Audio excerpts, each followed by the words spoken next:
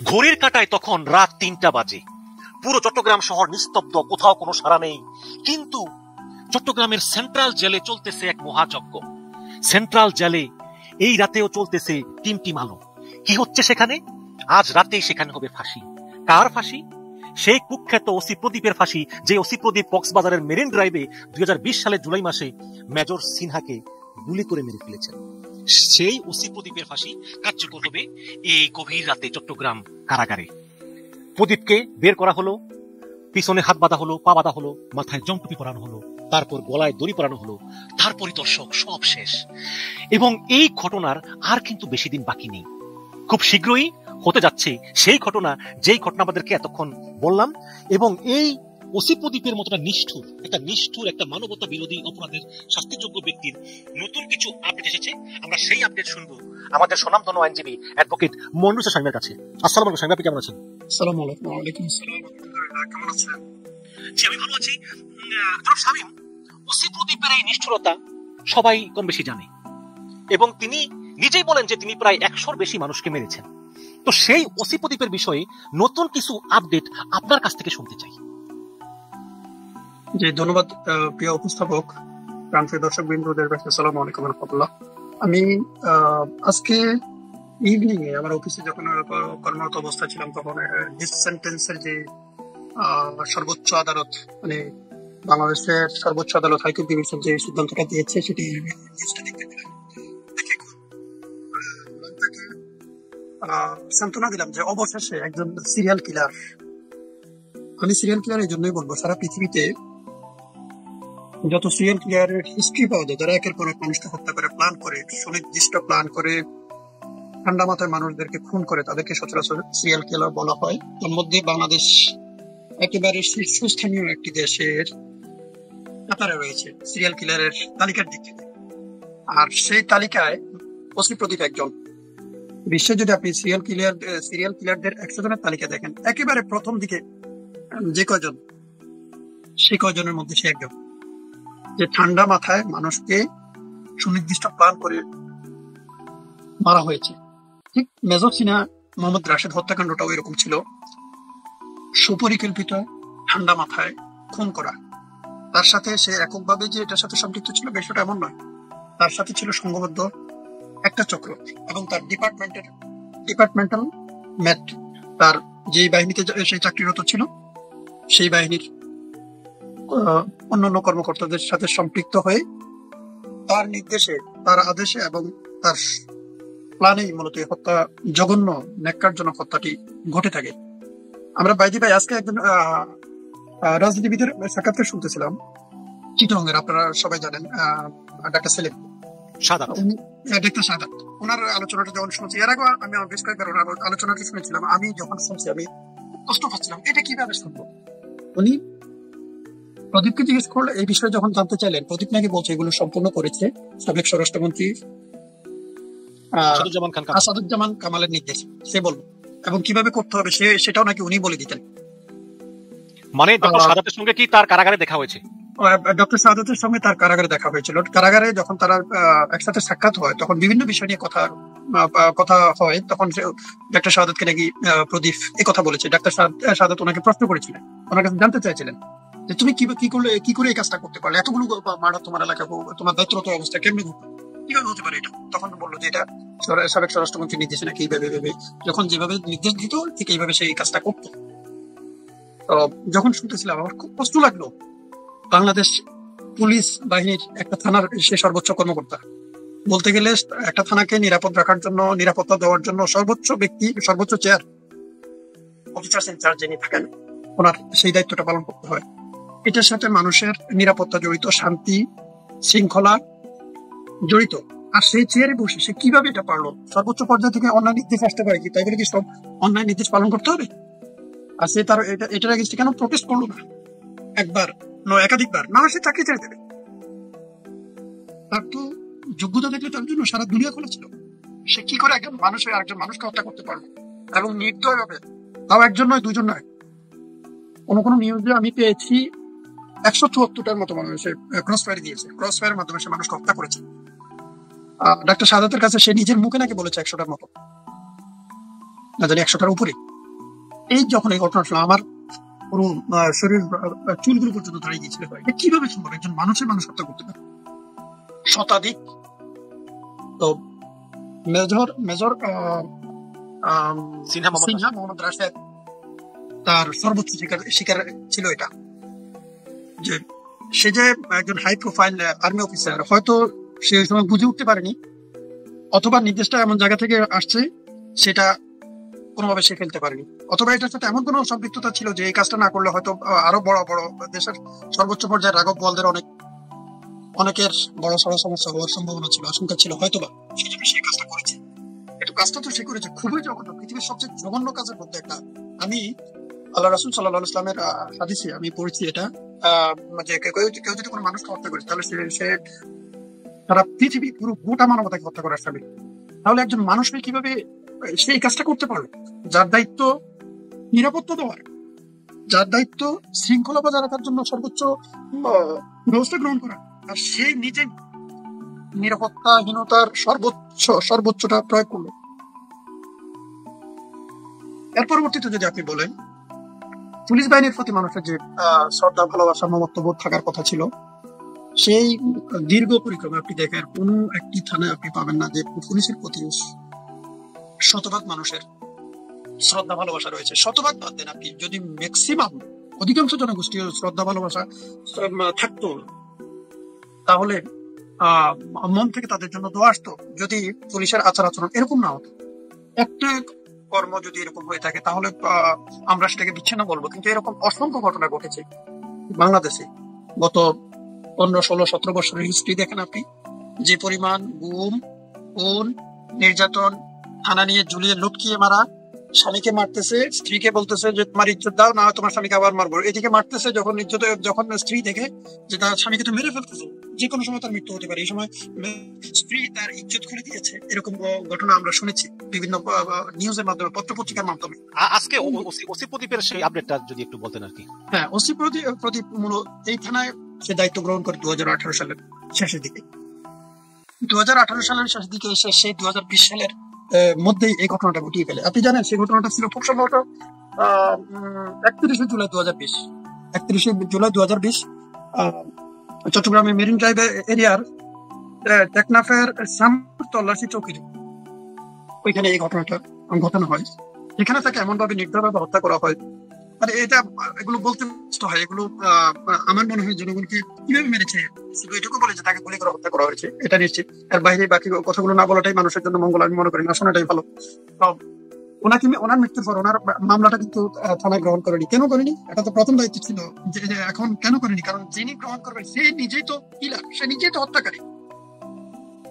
পরবর্তীতে 5 দিন পর আদালত মামলা গ্রহণ করে। 5 দিন পর তার বোন, ওনার নাম ছিলেন শাম্মী আক্তার, সম্ভবত শারমিন আক্তার, উনি আদালতে মামলা দায়ের করলে আদালত তার পরবর্তী পদক্ষেপগুলো নেওয়া শুরু করে।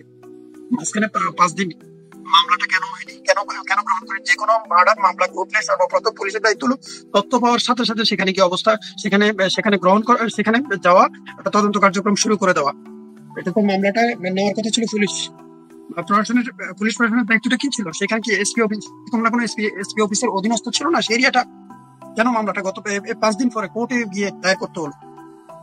আচ্ছা, এর পরবর্তী আসেন চার্জশিট আসলে 3 ডিসেম্বর 2020 আসছে চার্জশিটে অভিযুক্ত করা হয়েছে 15 জনকে। 15 জনকে অভিযুক্ত করা হয় 2020 সালের 13 ডিসেম্বর।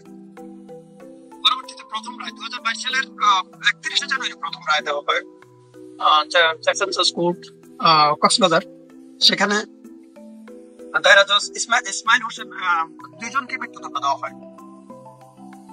দায়রা জজ ইসমাইল হোসেন উনি ওনার সিদ্ধান্তে, ওনার রায়ে 2 জনকে মৃত্যুদণ্ড দেওয়া হয়। একজন হলো ওসি প্রদীপ, আরেকজন ছিলেন হলো লিয়াকত আলী। এর বাহিরে আরো 6 জনকে যাবজ্জীবন কারাদণ্ড দেওয়া হয়, আর 7 জন খালাস পায়।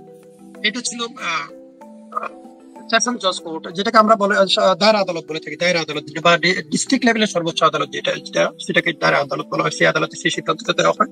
এটার পরবর্তীতে যখন দায়রা আদালতে কোনো সিদ্ধান্ত দেওয়া হয়, এটা রায় কার্যকর করার জন্য হাইকোর্টে প্রেরণ করতে হয় ডেথ রেফারেন্সের জন্য। কোনো মৃত্যুদণ্ড আদেশ দায়রা আদালত দিলে সে আদেশ কার্যকর করার এখতিয়ার সরাসরি জেল কর্তৃপক্ষ দায়রা আদালতের মাধ্যমে এটা সম্ভব নয়। সেখানে বাংলাদেশ ক্রিমিনাল প্রসিডিওর অনুযায়ী যে আমাদের ফৌজদারি কার্যবিধি আছে, সেই ফৌজদারি কার্যবিধি 374 ধারা অনুযায়ী এটাকে আবার হাইকোর্টে প্রেরণ করতে হবে ডেথ রেফারেন্সের জন্য। ওখান থেকে সর্বোচ্চ আদালত, হাইকোর্ট যদি মনে করেন এই রায় রাখার উপযোগী, প্রথম যখন ডেথ রেফারেন্সের জন্য ওখানে অ্যাপ্লিকেশন করা হয়, ওখানে পাঠানো হয়, তখন হাইকোর্ট বিভাগ এটাকে গ্রহণ করে ওনারা তিনটা কাজ করতে পারেন। একটা হলো এটাকে আবার পুনরায় ট্রায়াল করতে পারেন, পুনরায় তদন্ত করতে পারেন, অথবা সিদ্ধান্তের পরিবর্তন করতে পারেন। তো সেক্ষেত্রে ওনার যে রায়টা ছিল, মেজর সিনহা হত্যার যে রায়টা, সেখানে দেখা যায় ওনার পূর্ববর্তী আদালতের যে সিদ্ধান্ত ছিল সেই সিদ্ধান্তটাই সর্বোচ্চ আদালতে বহাল রয়েছে। ওনারা এটা আবার ট্রায়াল করেন এবং ওনারা নিশ্চিত হন যে 2 জনের মৃত্যুদণ্ড, 6 জনের যাবজ্জীবন কারাদণ্ড, 7 জন খালাস, আর সাথে প্রত্যেকের 50,000 টাকা করে, দণ্ডিত প্রত্যেকের 50,000 করে জরিমানা, এই বিধান রাখা হয়। এখন পরবর্তী পদক্ষেপ কি নেওয়া হবে? পরবর্তী পদক্ষেপ হলো হাইকোর্ট বিভাগের সিদ্ধান্ত অনুযায়ী এখন ডেথ সেন্টেন্স কার্যকরের প্রক্রিয়া শুরু হবে। মানে আমি যদি একটু বলি, মানে আপনি বলতেছেন যে আজকে, মানে এই আজকেই মানে বিচারপতিরা রায় দিয়েছে যে মানে বহাল রেখেছে এই ওসি প্রদীপ কুমার দাস এবং লিয়াকত আলী মৃত্যুদণ্ড বহাল রেখেছে।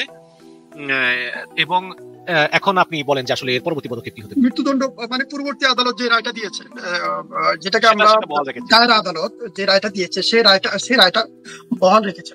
সেই রায়টা কি ছিল? সেই রায়টাতে ছিল 2 জনের মৃত্যুদণ্ড দেওয়া হয়েছে, ওসি প্রদীপকে এবং লিয়াকতকে, ইন্সপেক্টর লিয়াকতকে, আর বাকি 6 জনকে দেওয়া হয়েছে যাবজ্জীবন কারাদণ্ড। তার মানে এই 8 জন দণ্ডিত, এর বাইরে যে 15 জনকে অভিযুক্ত করা হয়েছিল, বাকি 7 জন বেকসুর খালাস পেয়েছেন, যেটা নিয়ে পূর্ববর্তী আদালতের সিদ্ধান্ত, সেই সিদ্ধান্ত বহাল রয়েছে। এখন আসলে মানে করণীয় কি? মানে ওসি প্রদীপের আর সামনে কি আইনি পথ খোলা আছে? এখন ওসি প্রদীপের এখনকার পর্যায়ে যে অবস্থা আছে, তার জন্য আর কোনো আইনি পদক্ষেপ একটাই, সেটা হলো যে তার ডেথ সেন্টেন্স হতে পারে। যে ডেথ সেন্টেন্স এসেছে সেটা কার্যকরের জন্য কোর্ট এখন সেশনস কোর্টকে পাঠাবে, সেখান থেকে জেল কর্তৃপক্ষকে পাঠাবে, জেল কর্তৃপক্ষ এটা কার্যকর করবে। এটা হলো তাদের পক্ষ থেকে। 30 দিনের মধ্যে তারা আপিল করতে পারবে না? 30 দিনের ভিতরে? এটা হলো কোর্ট এর প্রসিডিউর। আর কোর্টের প্রসিডিউর বাইরে আসামি পক্ষ যদি চিন্তা করে, আসামি পক্ষ যে কোনো পক্ষই, আসামি তো এখানে 8 জন, 6 জন যাবজ্জীবন, 2 জন মৃত্যুদণ্ড, তারা প্রত্যেকে সেপারেটলি অথবা কম্বাইন্ডলি তারা 30 দিনের মধ্যে, আজকে যে পূর্ণাঙ্গ রায় হয়েছে, এই পূর্ণাঙ্গ রায়ের 30 দিনের মধ্যে তারা অ্যাফিলিয়েট ডিভিশনে, হাইকোর্টের অ্যাফিলিয়েট ডিভিশনে, সুপ্রিম কোর্টের 2টা উইং, একটা হলো হাইকোর্ট ডিভিশন আর একটা হলো অ্যাফিলিয়েট ডিভিশন, আপিল আদালত, আর একটা হলো হাইকোর্ট, আমরা যেটাকে সর্বোচ্চ কোর্ট বলি। এই অ্যাফিলিয়েট ডিভিশন তারা এখন পরবর্তী 30 কার্য দিবসের মধ্যে, পরবর্তী 30 দিনের মধ্যে তারা আপিল করতে পারবেন এই রায়ের এগেইনস্টে। এটা সেই সুযোগ তাদের আইনত দেওয়া আছে। সিআরপিসি প্রসিডিউর, বাংলাদেশ দণ্ডবিধি এবং বাংলাদেশ ফৌজদারি কার্যবিধি বিধান অনুযায়ী তারা অ্যাপিলেট ডিভিশনে আপিল করার সুযোগ রয়েছে। এবং এই আপিল করার পরে যদি আপিলেও রায় তাদের বিপক্ষে যায়, তাহলে তারা রাষ্ট্রপতির কাছে পরবর্তীতে আপিল শুনানি আনতে এটা যদি তাদের বিপক্ষে রায় যায়, মানে এখন যে রায় আছে সেম রায় বহাল থাকে, তাহলে সেখান থেকে এই ডেথ রেফারেন্স ওই রায় সহ পাঠিয়ে দেওয়া হবে সেশনস কোর্ট সেখানকার যে প্রিজন কর্তৃপক্ষ আছে, প্রিজন কর্তৃপক্ষের মাধ্যমে সেটা কার্যকর হবে। জি, অনেক ধন্যবাদ। এবং অ্যাডভোকেট মোর্শেদ স্বামী, আমার একটা জিনিস খুব মানে অবাক লাগে যে এই ওসি প্রদীপ আওয়ামী লীগের সৃষ্টি, কোনো সন্দেহ নাই। শুধু ওসি প্রদীপই না, তার একটা ভাই আছে নাম ওসি সুদীপ। এই যে আপনারা স্ক্রিনে দেখতেছেন, এই ওসি প্রদীপ এবং ওসি সুদীপ, তারা এই 2 ভাই মিলে এমন কোন কুকর্ম নাই যে না করেছে। এবং হাসিনা পালিয়ে যাওয়ার কিছুদিন পরেই এই ওসি সুদীপ, তিনি মানে ওসি প্রদীপের ভাই ওসি সুদীপ, তিনি ছুটি নিয়ে আর ফিরেননি, তিনি আমেরিকায় পালিয়ে গিয়েছেন। তো এই হচ্ছে কি অবস্থা? আপনি শুধু ওসি প্রদীপ, ওসি সজীব এরকম বলছেন, এরকম বাংলাদেশের যতগুলো থানা রয়েছে, আপনি অনেক জায়গায় এরকম ছোট বড় আরো বহু ওসি প্রদীপ রয়েছে। আমার মনে পড়ে সে 2023 সালের কথা, আমি বাংলাদেশে গিয়েছিলাম আবার বিশেষ প্রয়োজনে, খুব বেশি প্রয়োজন ছিল। তো যাওয়ার পর কয়েকদিন পরে আমার বাড়িতে পুলিশ আমার বাড়ি ঘেরাও করে। আমি বাড়িতে ছিলাম না, বাড়ির বাইরে ওই সময় বিকেলবেলা। এর আগে আনাগোনা বুঝতে পারতেছিলাম যে গোয়েন্দা বাহিনীর লোকজন বিভিন্ন ভাবে আমাকে খোঁজ খবর নিচ্ছে, আমিও বিভিন্ন মারফত তথ্য পেতাম যে এইভাবে খুঁজতেছে। তো যেদিন আমার বাড়িতে ঘেরাও করে, সেদিন আমি বাড়ির বাইরে থাকার পর আমার পরিবারের লোকজনকে জিজ্ঞেস করতে, আমার পরিবার, আমার বাচ্চা মেয়েটা মোবাইল দিয়ে একটা ছবি উঠাতে চাইছিল, আমাকে ফোন দিয়েছে। আমি এই সময় অনেক দূরে ছিলাম, 40 কিলো দূরে ছিলাম প্রায়। বললো যে এরকম, বললো যে ঠিক আছে, তোমরা একটা ছবি উঠে আমাকে পাঠিয়ে রাখো। উঠে দিয়েছিল ওনার বাচ্চার হাত থেকে মোবাইলটা টানতে নিয়ে ওকে একটা ধমক মারছিল, আমার মেয়েটা কেঁদে দিয়েছে। তো প্রশ্নটা হলো, আমরা আইন বিভাগের একজন ক্ষুদ্র কর্মী, আইন নিয়ে পড়াশোনা করেছি, দেশে এবং বিদেশে আলহামদুলিল্লাহ পড়ার সুযোগ দিয়েছে। তো আমাদের বাড়িতে যদি এরকম হয়, কোনো মামলা নেই, কোনো মোকদ্দমা নেই, জীবনে কোনো অভিযোগ আমাদের বিরুদ্ধে কেউ দিতে পারেনি, আল্লাহ মাফ করে কখনো দিতে পারবো না ইনশাআল্লাহ, আশা করতেছি। আইনকে এতটুকু শ্রদ্ধার সহিত চলার পরও আমার বাড়ি গ্রাহ করে পরবর্তীতে বিভিন্ন ভাবে হুমকি ধমকি আসতে থাকে। যদি আমি থানায় না যাই তাহলে আমাকে যে কোনো সময় বড় সড় ঘটনা ঘটে যেতে পারে। পরে অনেক এগুলো আবার সিস্টেম করতে হয়। সিস্টেম করে এক সময় ওসির সাথে দেখা করলাম, জিজ্ঞেস করলাম যে জনাব কোন প্রবলেম, আমি কেন দেখা করতে হবে, এত আলটিমেটাম। আমার বাড়ি গ্রাহ করা যে এসআই নেতৃত্বে গিয়েছিল, সেও তাকেও ডাকানো হয়েছে। তো সে আমার সাথে, ওনারা ভদ্রভাবে প্রথম দিকে কথা বলতেছিল, বললো যে দেখেন এমপি সাহেবের লোকজন আসে এমন ভাবে বলছে যদি আমরা এই কাজটা না করি, আমরা তো চাকরি করি, কারণ এমপির লোকজন। আমি বললাম যে এমপির লোকজন বলছে কোনো অভিযোগ আমার এগেনস্টে আছে, আমাদের এগেনস্টে আছে? বললো যে না। তাহলে এরকম আমার পার্সোনাল লাইফের এক্সপিরিয়েন্স থেকে আপনাকে বলছি, অসংখ্য ঘটনা বাংলাদেশে গত দীর্ঘদিন ধরে ঘটছে। জি, আপনার কাছে আমার সর্বশেষ প্রশ্ন, যে ওসি প্রদীপ একজন হিন্দু সম্প্রদায়ের মানুষ, এবং বাংলাদেশে কিন্তু মানে হিন্দু সম্প্রদায়ের কোনো স্বাভাবিক কিছু হলেও এটা ভারতবর্ষে অনেক রটনা রটায়, যে এই নির্যাতন হলো, এই হলো, সেই হলো, এরকম অনেক মিস ইনফরমেশন, ডিসইনফরমেশন ছড়ায়। এখন এই আপনি কি আসলেই মনে করেন যে শেষ পর্যন্ত ওসি প্রদীপের এই যে শাস্তি, এটা কার্যকর হবে বলে আপনি মনে করেন? এটা কার্যকর হবে শেষ পর্যন্ত? আপনি এখানে হিন্দু সম্প্রদায় আর মুসলিম সম্প্রদায় বা কোনো সম্প্রদায় কোনো বড় বিষয় নয়। অপরাধী সে যেই হোক, সে অপরাধী, তার সাজা হবে অপরাধের জন্য। যদি কোনো পক্ষ, কোনো গোত্র বা কোনো রাজনৈতিক দলের পৃষ্ঠপোষকতায় সে বেঁচে যায়, তাহলে মানবতা হেরে যাবে।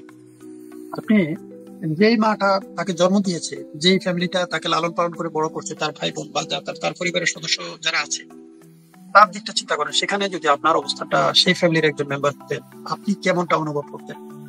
বাংলাদেশ নামক রাষ্ট্রের বৃহৎ পরিবারের সে একজন সদস্য যাকে হত্যা করা হয়েছে। ঠিক এরকমই ওই অঞ্চলে 174 জন মানুষকে হত্যা করেছে নির্দয়ভাবে, নির্মম ভাবে। আমি আজকে তার অনেকগুলো হিস্ট্রি পড়তে, প্রায় 100টার মতো তার হিস্ট্রি আমি আজকে পড়ার সুযোগ হয়েছিল। যে একজন ব্যক্তি 30 শতক জমি বিক্রি করেছে, বিক্রি করে সে কি জানি একটা কাজ করবে, টাকা রাখছে। কিভাবে শুনতে পেয়েছে ওসি প্রদীপ তার কাছে টাকা আছে, সে ওখানে গিয়ে হাজির, যে তুমি টাকা দাও, না হয় তোমার ভাইকে ক্রস ফায়ার দাও। এইভাবে তাকে প্রেশার দিয়ে, এটা পত্রিকার মারফতে আমরা জানলাম যে এইভাবে অসংখ্য পরিবার থেকে শত শত কোটি টাকা সে লুট করেছে। একজনের দেখলাম যে কি জানি তাকে অন্য দেশ থেকে, যে অন্য বাংলাদেশের বাইরে ছিল, সেই খারাপ অন্য কোনো ব্যবসার সাথে যুক্ত ছিল, তাকে আত্মসমর্পণের জন্য সুযোগ দিয়েছে। কথা বলে এনে তার কাছ থেকে 1.26 লাখ টাকা নিয়েছে তার পরিবারের বক্তব্য অনুযায়ী, যে 1.26 লাখ টাকা তার কাছ থেকে নিয়েছে। নেওয়ার পর তারপরও তার ভাইকে সে ক্রস ফায়ারে মেরেছে। তাহলে এরকম অসংখ্য ঘটনা ওই অঞ্চলে রয়েছে। ঠিক আপনি ওসি প্রদীপের মতো যে ছোট বড় আরো হাজারো ওসি প্রদীপ বাংলাদেশে আছে, তাদের জন্য পুলিশ বাহিনী কি করছে, সরকার কি করছে, আজ পর্যন্ত আপনি শুনেছেন? শুধু আমরা একটাই জানি যে রাজনৈতিক এই দল চলে গিয়েছে, ওই দল আসছে, ওই দল যাচ্ছে, ওই দল আসছে। বাস্তবিক কোন সত্যি অভিযানকে অদ্যাবধি পর্যন্ত পরিচালিত হয়েছে? বাস্তবিক অর্থে প্রতিটা থানার মানুষ যে ক্ষতিগ্রস্ত হচ্ছে, সারা দেশব্যাপী যে প্রতিদিন ঘুষের বাণিজ্যটা চলছে, সে ব্যাপারে কি কারো কোনো কর্ণপাত আছে? আপনি লক্ষ্য করে দেখেন। আমি অনেকগুলো কারণ বলবো এটার জন্য।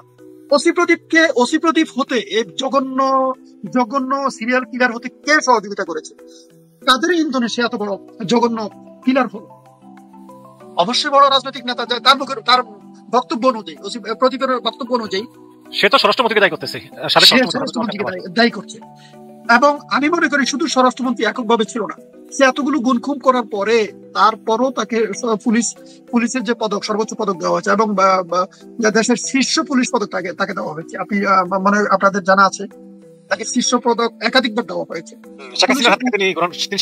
সর্বোচ্চ পদক সরকারের সর্বোচ্চ ব্যক্তির কাছ থেকে নিয়েছে। যে এটার জন্য কে দেয়? এটার জন্য পুলিশের সর্বোচ্চ পর্যায়ের নেতৃবৃন্দ, সর্বোচ্চ পর্যায়ে যারা দায়িত্ব পালন করছে তারা না? তার মানে সিলেকশনটা যারা করে, সর্বোচ্চ পর্যায়ে যারা বসে আছে, ওই প্রবলেমটা ওইখানকার মধ্যেই রয়েছে, আমাদের সোর্সের মধ্যেই। সবচেয়ে বড় অফিসার, সবচেয়ে বড় ভালো মানুষ, সবচেয়ে বড় মানবতাবাদী, সবচেয়ে বড় কর্তব্য পরায়ণ। এখন কি হয়েছে, আপনি তুলনামূলক দেখবেন নিম্ন লেভেলের অফিসারদের মধ্যে এখন আপনি অনেক ভালো মানুষ পাবেন, কিন্তু উচ্চ লেভেলে গেলে সংখ্যাটা কমে আসে। কেন ভাই? এখানে হওয়ার কথা ছিল তো ওইখানে আরো বেশি ভালো মানুষ হওয়ার কথা, যে ভালো মানুষ, যে ভালো অফিসার, যে বেশি সৎ, যে বেশি ইমানদার, তার প্রমোশন হওয়ার কথা। এখন তার না হয়ে হচ্ছে উল্টোটা।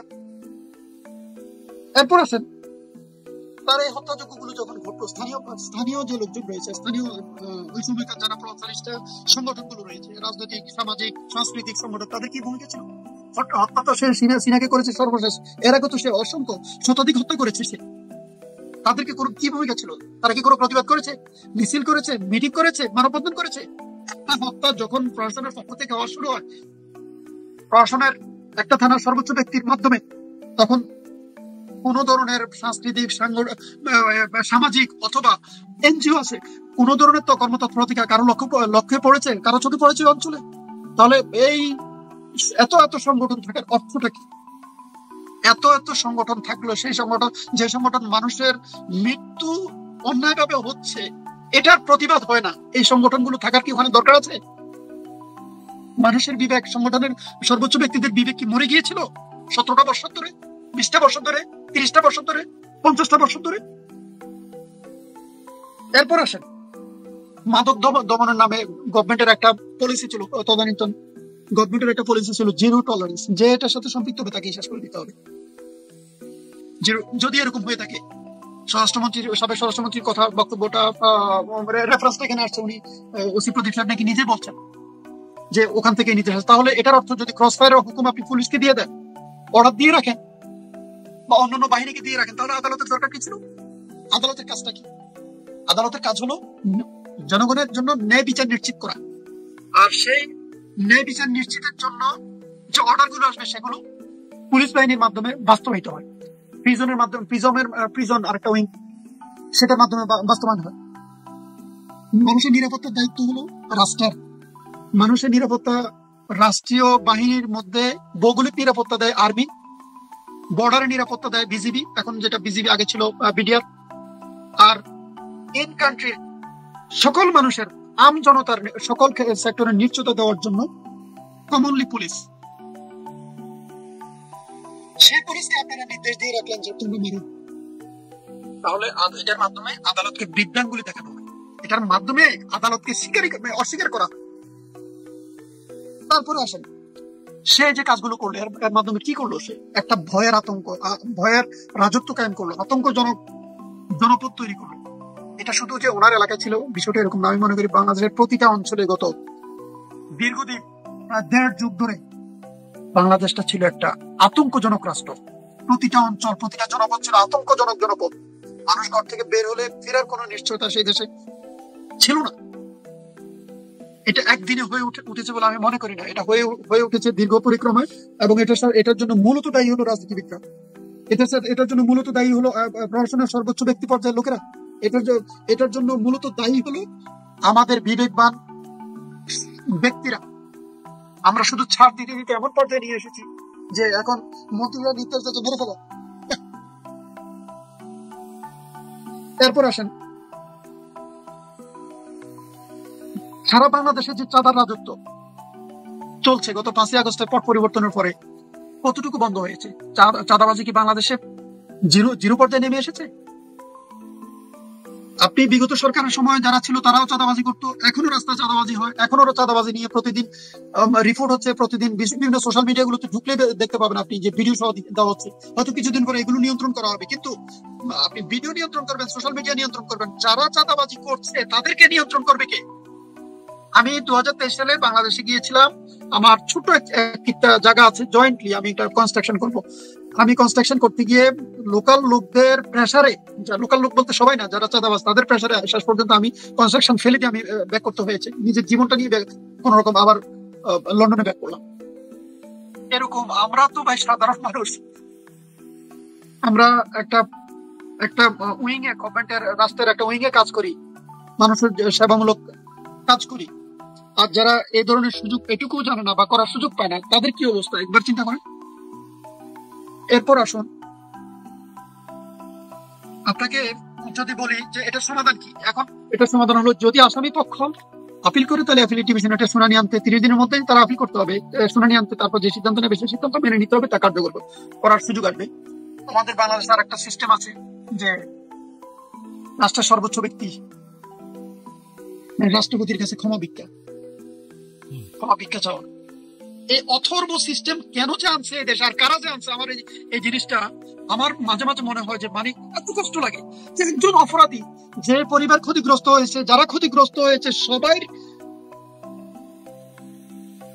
মতামতকে উপেক্ষা করে রাষ্ট্রের সর্বোচ্চ ব্যক্তি আসামির পক্ষকে ক্ষমা করে দিচ্ছে। আইন আছে, আইনও তো আছে, সে করতে পারে, আইনটা তো ওইভাবে করে। মনে হয় যেন আমরা হলাম প্রজা, একজন আছে রাজা, আরো একজন রাজার কাছে যে চাইবে তার মনে লাগছে উনি ক্ষমা করে দেবে। আমি যে ক্ষতিগ্রস্ত হলাম, আমার পরিবার যে ক্ষতিগ্রস্ত হলো, আমার আত্মীয় স্বজন যে ক্ষতিগ্রস্ত হলো, আমার অঞ্চলের মানুষ যে ক্ষতিগ্রস্ত হলো, এটা দেখবে কে? আমরা মনে করি এইসব বিষয় এগুলো সংশোধন করা দরকার। যে ক্ষতিগ্রস্ত হয়েছে তার পরিবার ছাড়া ক্ষমা করার কোনো রাইট থাকা উচিত নয় বলে আমি মনে করি। এটা আমার একান্ত অপিনিয়ন। আমি রাষ্ট্রের কাছে, সর্বোচ্চ পর্যায়ের ব্যক্তিদের কাছে অনুরোধ করবো, এই আইনগুলো সংশোধন হওয়া দরকার। এই আইনগুলো সংশোধন হওয়া দরকার। ক্ষতিগ্রস্ত পরিবার ছাড়া অন্য কেউ ক্ষমা করার রাইট রাখে না, আইনত এবং নয়ত, যদি আপনি চিন্তা করেন।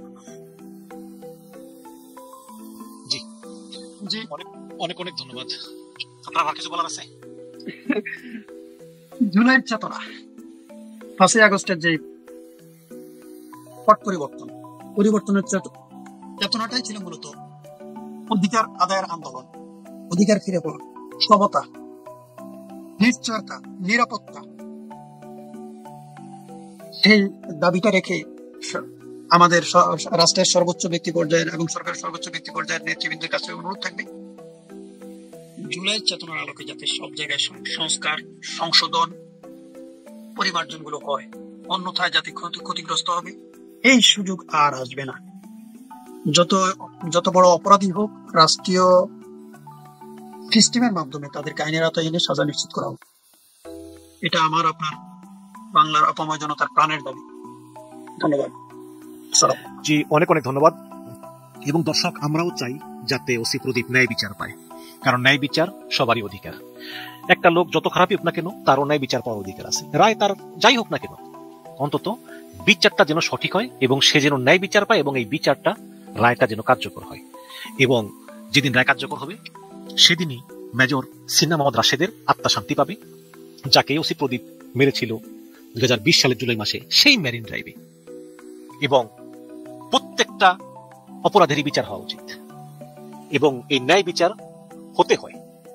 এবং এই ন্যায় বিচার না হলে একটা অন্যায় আরেকটা অন্যায়ের জন্ম দেয়, আর যদি ন্যায় বিচার হয় তাহলে একটা অন্যায় আরেকটা অন্যায়ের জন্ম দিতে পারে না। এবং এই ন্যায় বিচার দেখে অপরাধীরা শিক্ষা পায় এবং তারা পরবর্তীতে আর অপরাধ করে না। অনেক অনেক ধন্যবাদ অ্যাডভোকেট মনিরুল ইসলাম স্বামী, আপনি খুব সুন্দর করে আইনি বিষয়গুলো বুঝিয়ে বললেন এবং মানবিক বিষয়গুলো বুঝিয়ে বললেন, এবং কিছু দিক নির্দেশনা দিন। আশা করি আমার দর্শকরা আপনার কথার মর্মার্থ উপলব্ধি করতে পেরেছে। আপনাকে অনেক অনেক ধন্যবাদ আমাদের অনুষ্ঠানে অংশগ্রহণ করার জন্য। আপনাকে ওয়ালাইকুম আসসালাম।